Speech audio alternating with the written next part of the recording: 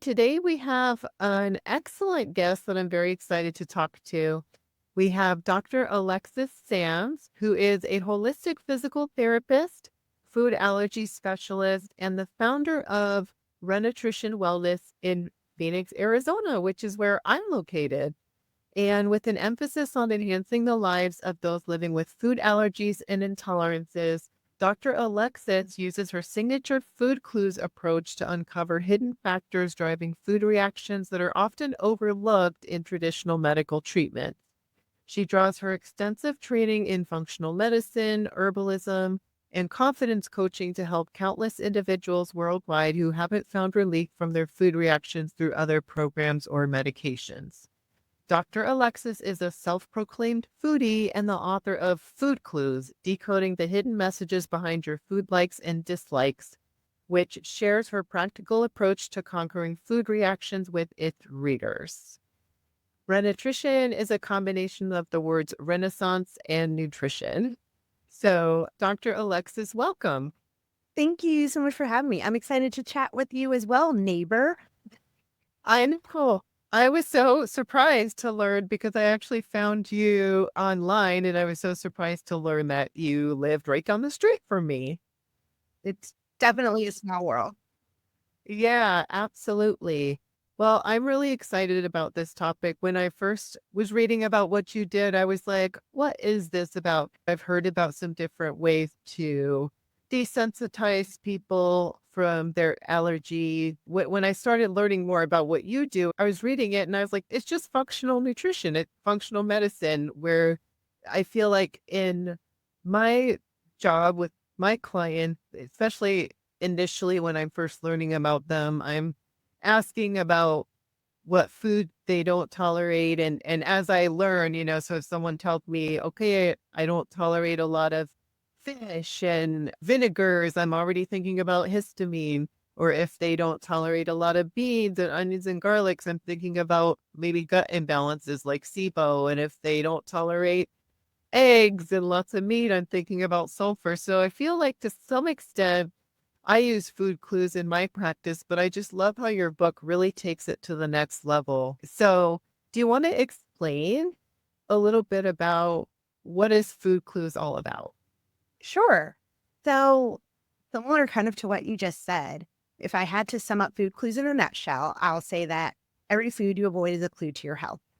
So, whether your health goal is conquering a food allergy or intolerance, or whether it's naturally restoring hormone balance, or you're naturally wanting to improve thyroid function, other chronic symptoms, headaches, migraines, it could be essentially anything.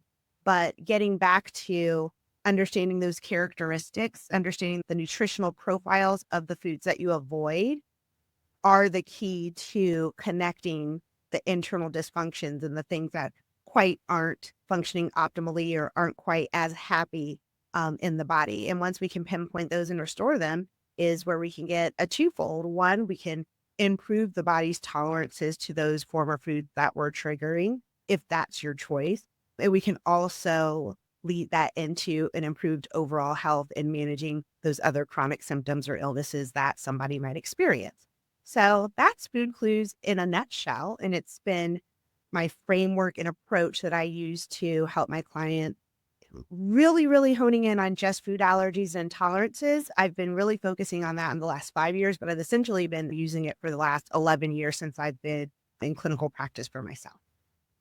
Awesome. So, what are the twofold benefits? That it can definitely help manage your food reactions. So anything from just feeling confident about going out in public and reducing accidental or cross exposure reactions to actually reintroducing those former food triggers back into your diet. So it can help you manage your food reactions better. And then we can get a twofer and improve other chronic illnesses and symptoms. So a lot of my clients, I can say the top three have to do with reproductive health, thyroid, and then managing cholesterol levels. So they have added benefits to improve your overall health as the second benefit to working with your food clues. Like where things improve that you didn't even expect to be related. Exactly. And then also you get to go back to eating more normally, which is another great benefit.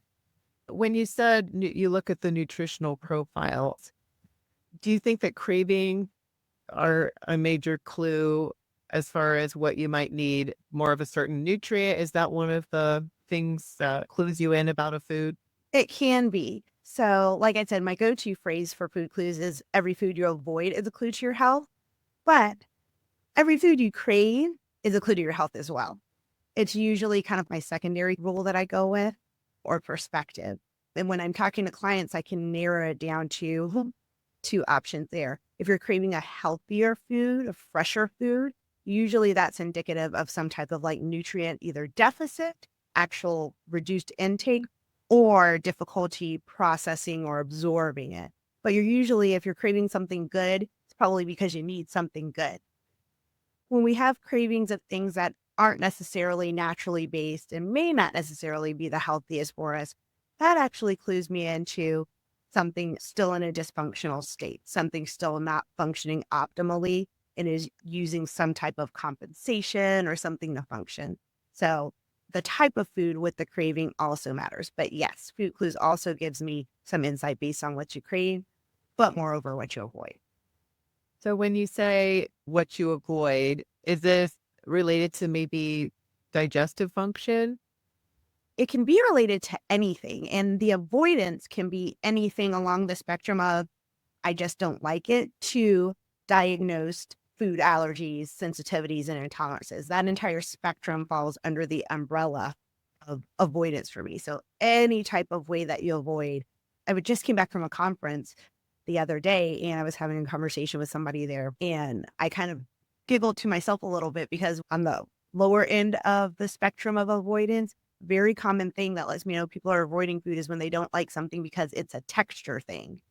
And when I said that, she was like, that's an avoidance. And I said, yes, it's a way of our body to kind of protect ourselves and reject from eating that because there's something about it that we can't handle. And then she went on to talk about the thing that she had a texture issue with, and we had a whole conversation about it. So avoidance is an umbrella, and what you avoid and how your body reacts if you're not avoiding it is a tenet of the food clues that helps me to pinpoint where in your body may be the area that needs the help or the little TLC. Okay, so your book is awesome because you can look up many, many different food in your book and it'll tell you the types of issues that could be going on in your body that would lead you to not tolerate that food. And that kind of gives you a roadmap to point you in the direction of exploring certain potential issues, right? Mm-hmm. Yep, you got it right. So, can you give us a couple examples for the listeners of maybe a food or two that if you're not tolerating it, what are some of the things that might mean so they can get a better idea what we're talking about? Of course. So my go-to in conversations like these is mushrooms. There are two common food clues that mushrooms have that help me to maybe narrow down what might be holding somebody's body back from living and performing its best. One is the not so known one, which is that mushrooms, proportionally speaking, you know, how little they can be, they have relatively good amounts of vitamin D.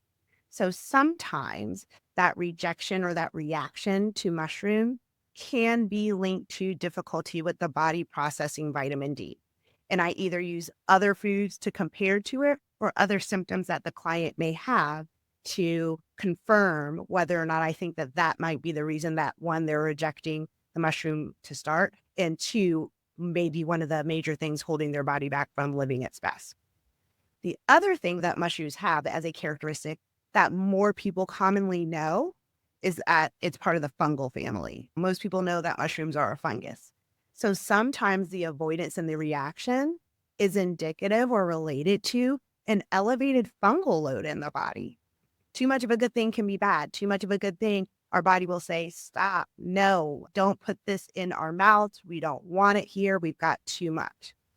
And then the same thing happens. I'll compare it to other foods or look at other things in the body to help me confirm whether or not that might be the reason, one, that they're rejecting the mushroom, and two, maybe driving some of their symptoms. So I'll take the fungal side because that's the side that most people are familiar with. So I might cross-reference it with asking people, do they like fermented things? Because sometimes fermented vegetables kind of have like a fungally component or characteristic. So I might ask them if they like kombucha, things like that. I also may ask, did they have a history of oral thrush or problem yeast buildup? Has candida been mentioned in their medical history and things like that? And if I start getting yeses, then it's starting to help me narrow down, okay, maybe there's still some unresolved fungal loads in the body that might need to be cleared. And that's essentially what I use to help me pinpoint how I can help people just overall achieve better health. But it starts with the knowledge of knowing, hey, mushrooms have a high fungal content. They also have a considerable amount of vitamin D. And for all my foods that I use for food clues, or when I come into contact with people who reject foods that I've never heard of, I start to look up their nutritional profiles. But that's that essence of food clues. It's like, what is it about the food could be triggering this response? And then cross-referencing it with other clues in their medical history. That's awesome. And again, I feel like that's part of what we do as clinicians when we're exploring doing the initial intake with people. But your book is such a helpful resource where you put all the information together. It's such an easy to read format. So you incorporate this into a process in your practice, right?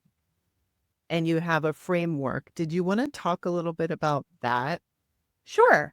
So the framework came about just working with clients over the years. I read and I research. I'm a little bit of a nerd about the body and learning about how it works. But a great deal of the success that I've been able to achieve with current clients comes from work over the years, learning from previous clients, and also hearing client stories before they start working with me. And I'll start there because one of the common patterns that I started seeing was almost like an incomplete picture in terms of treatment, specifically with food allergies and intolerances or food reaction, if you want to use an umbrella term. For example, I'll have a lot of clients who've said that they've tried lots of elimination diets and either things didn't work at all or they worked for a little bit, but then the reactions came back. Or they've tried certain things here and there and the same response, either it didn't help at all or helped a little bit, but symptoms came back. And what that kind of tuned me into, and now I've included into my framework, is that holistic approach that involves mainly 3 phases. The first phase is preparing the body to actually go through the cleanup and healing process. So a lot of times, if you've heard of somebody who's done a cleanse or a detox program and it made them feel worse, a lot of times it's because the body wasn't prepared ahead of time to handle that amount of detoxification in that short amount of time.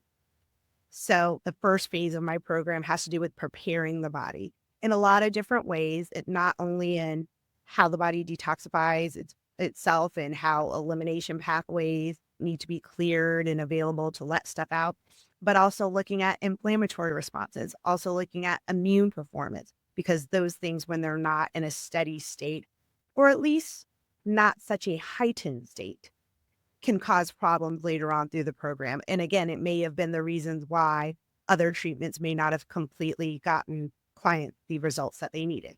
So preparation is the first phase of my 3-phase framework. The second phase is the elimination phase. And that's where 9 out of 10 current traditional treatment methods focus. So that's where we're literally cleaning things out. So those are your detox programs and those are your elimination diets and all of those things. And that's phase 2. That's, like I said, where most people get a lot of work done, and either they can be held up by not necessarily preparing the body before. So we get a lot of rev up and kick up symptoms, and that complicates things. Or the elimination wasn't the biggest problem driving their overall issue.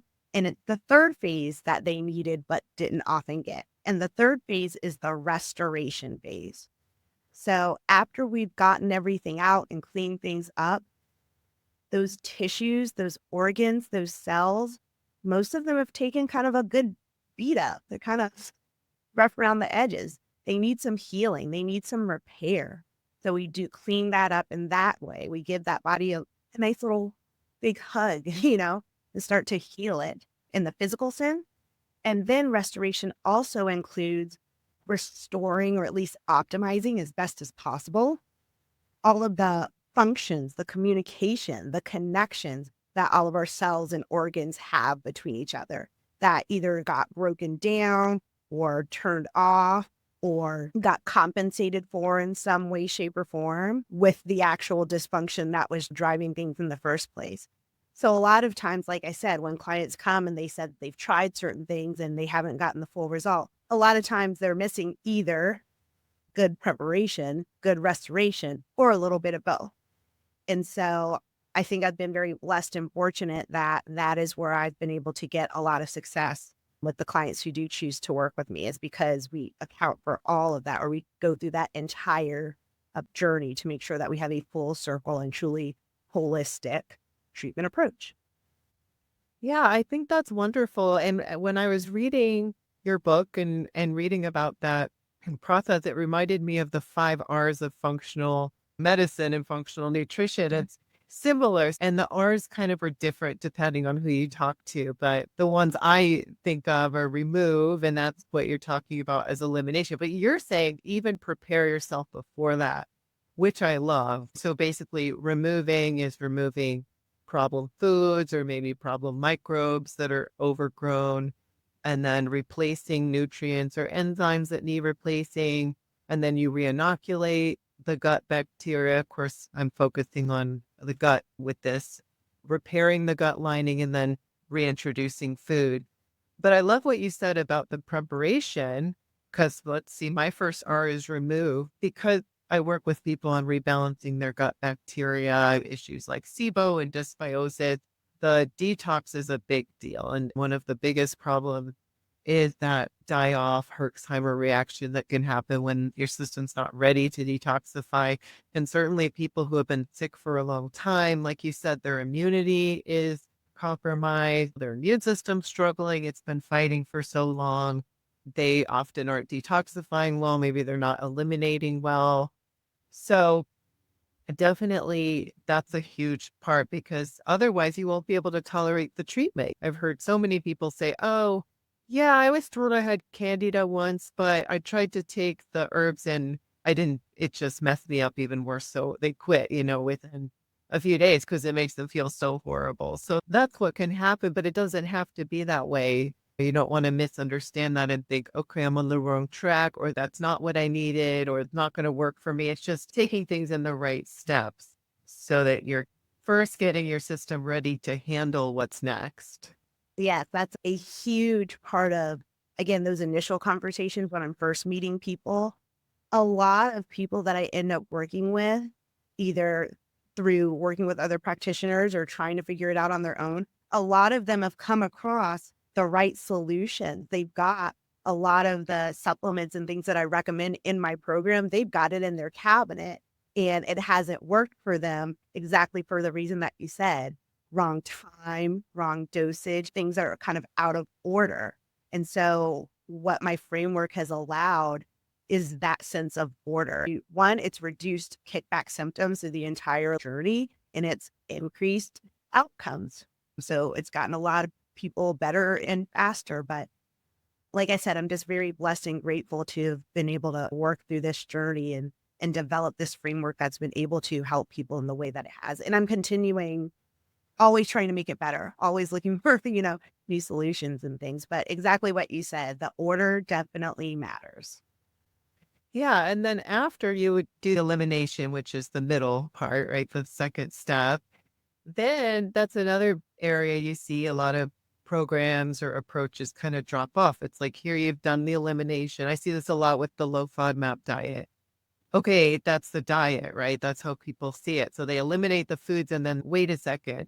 This is not any fun and it's not sustainable. And sometimes it works for a while, but then it doesn't work so well after a while. Exactly what you were saying earlier. So we need to not just stop at elimination. Sometimes giving your body a rest, a break from things can get you to a point where you can reintroduce many of them successfully, but often it's not enough and you need to look a little deeper at what's going on underneath and resolve some of those things so that you can successfully then reintroduce food. And I find that really working on those things and then building up a good gut microbiome, soothing the gut lining, helping with immune support, vitamin repletion, all these things can help really get you to a point where you're less sensitive over time. So, does that mean that food allergies and sensitivities are not permanent? It's a very strong possibility.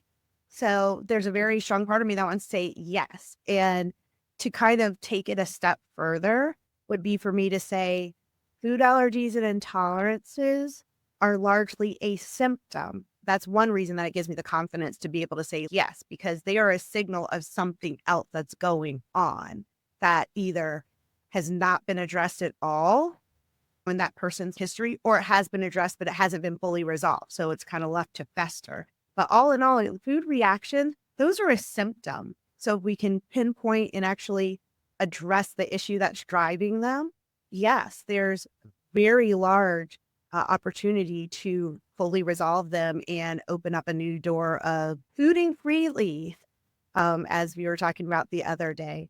Okay.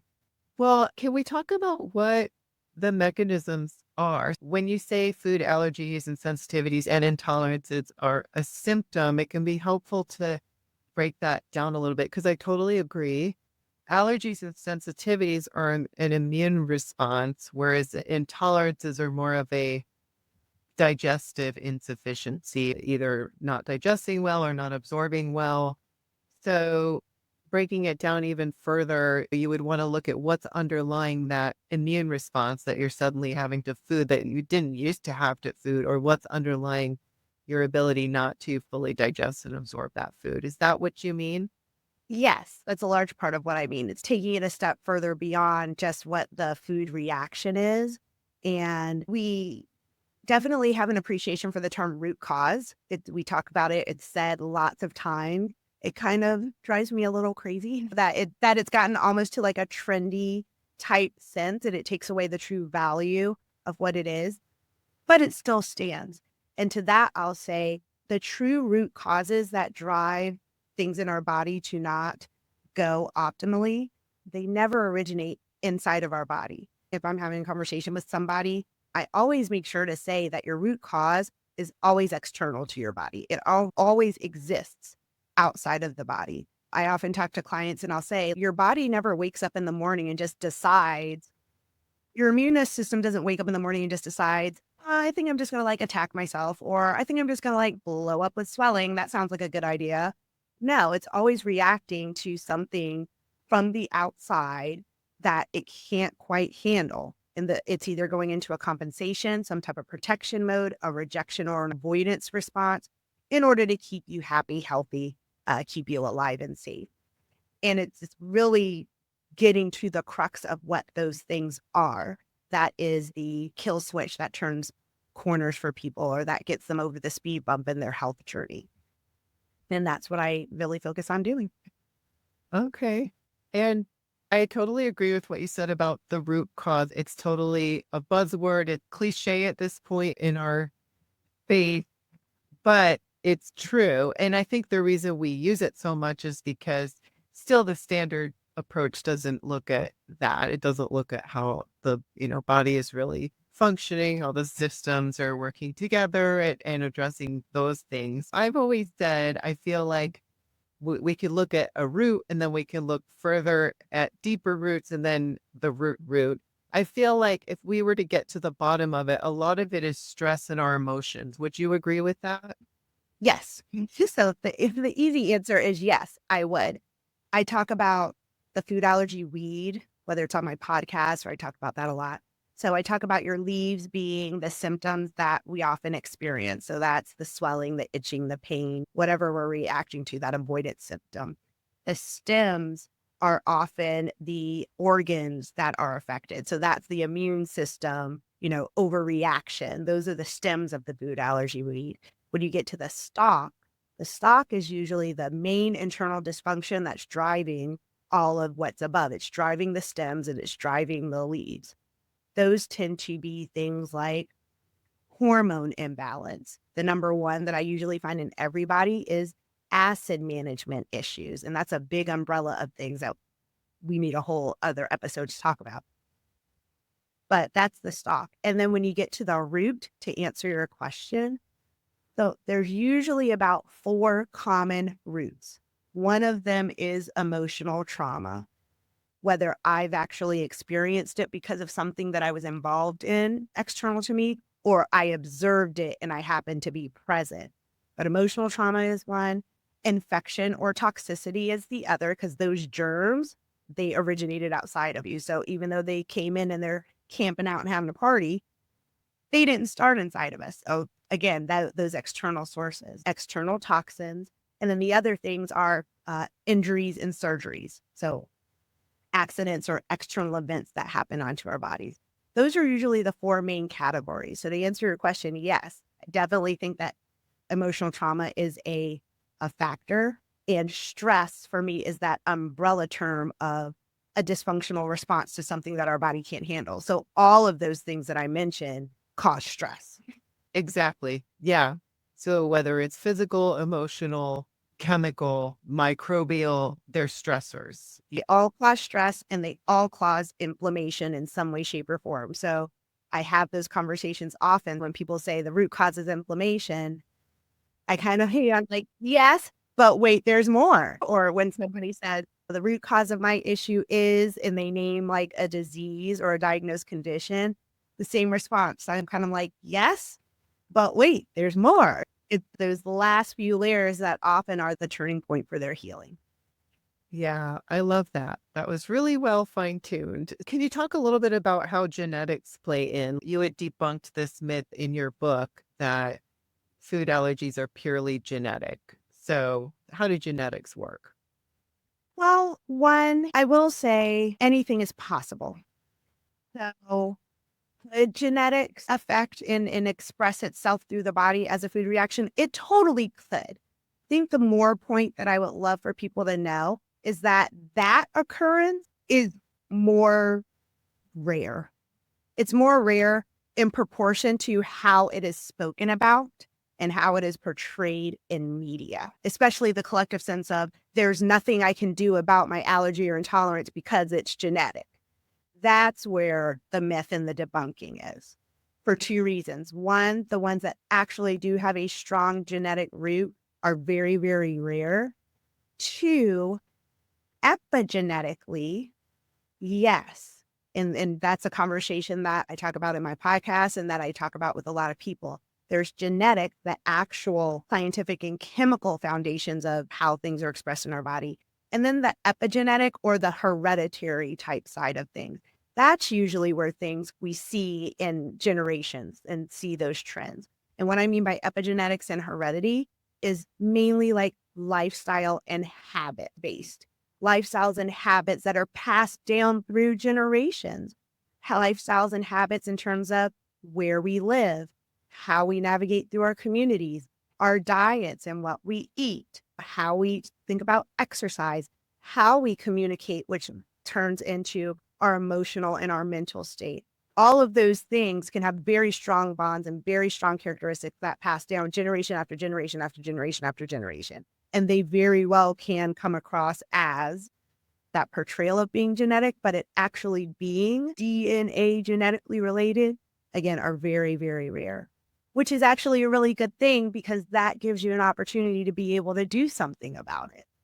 Exactly. Yeah, it's more empowering. It's not just a life sentence. That's something that's definitely going to happen. I love that you made that distinction. You wonder that how much of things that happen health-wise are truly genetic versus the habits and behaviors and just ways of life that you have done all your life because it's the same way you were taught that your family did. And so you end up getting similar results health-wise. So that was a really good distinction. And even in addition to that, genetic expression that our DNA and our genes being, the blueprints that our body is based off of in terms of how it functions and how it operates. Genetic dysfunction, mutations, a good number of them do have the ability and the opportunity to change because the reason that they were corrupted in the first place has to do with some of those roots that we were talking about. They have to do with unresolved inflammation from surgery or old infections that haven't been cleared or things like that. And when we can identify and address and resolve those, that can change a good amount of how our genes are expressed and how our genes are able to do what they need to do, turn off and turn on so that our bodies can function optimally. So again, there is a genetic component, but how that component factors into our body and factors into the symptoms and the ways that we express don't necessarily have to be, like you said, dead end, nail in coffin, genetic, nothing for us to do anything about it. There are lots of opportunities. And I think it's more opportunity that is expressed in general media. Well, I just love this conversation. I love how you and I are very aligned. We're foodies, right? And we want people to be able to be foodies as well and enjoy all their favorite foods, because even the functional integrative world is very focused on elimination and restriction. And it's very easy to find that information, and it just sucks your soul to have to eliminate your favorite foods and not be your solution. And you just wonder, is this just my life now? And then furthermore, they tend to pile on where it snowballs and you end up tolerating fewer and fewer foods when you're not looking deeper. So it's just a very depressing road to go down. And I know that many people who are listening are there where they've maybe found a diet that's helping or some information of foods to avoid. They've had some success with food avoidance, so they know they're on the right track, but they're kind of starting to feel like this is really not where I want to be. I want to find a real solution. And so, how could people work with you? Do you see one-on-one anymore, or is it in a group program? It's a hybrid. So my program as it exists right now is fully virtual.